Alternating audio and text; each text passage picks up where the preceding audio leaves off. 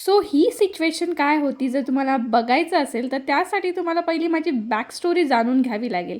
So मॉर्निंगला मस्तपैकी मी ऑफिसला गेले आणि तिथे काम कमी आणि गप्पा जास्त मारल्यानंतर मी आणि माझी फ्रेंड ट्रेनमधून गेलो एका मस्त असं भजनच्या ग्रुपसोबत आणि आम्ही पोचलो डोंबिवली स्टेशनला.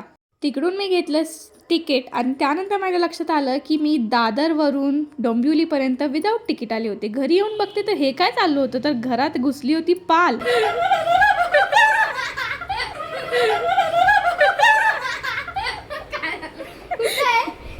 मेली का नाही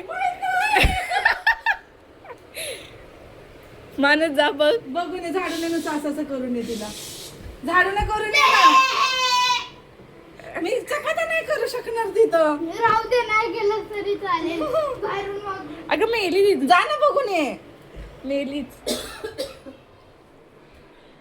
मेली पण मार ना परत एकदा. मी नाही. अगं नुसतं झाडू मार ना. बाई पूजी टेन्शन. कुठं गेली? आता तू कशी बनवणार आहे?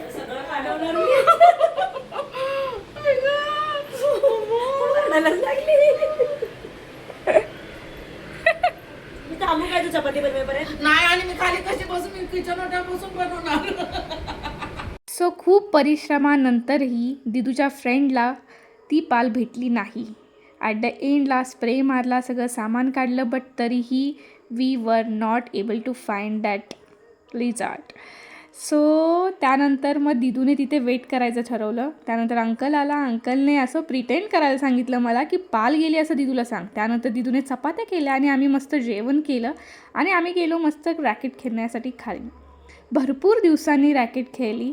ॲक्च्युली लहान होतो, स्कूलमध्ये होतो तेव्हा दर उन्हाळा सुट्टीत खेळायचो आणि त्यानंतर आत्ता खेळली आहे मी. त्यानंतर मस्त गप्पा मारल्या, दिदूच्या फ्रेंड्स आल्या होत्या.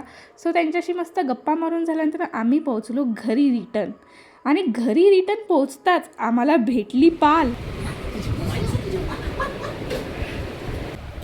फायनली पाल भेटली.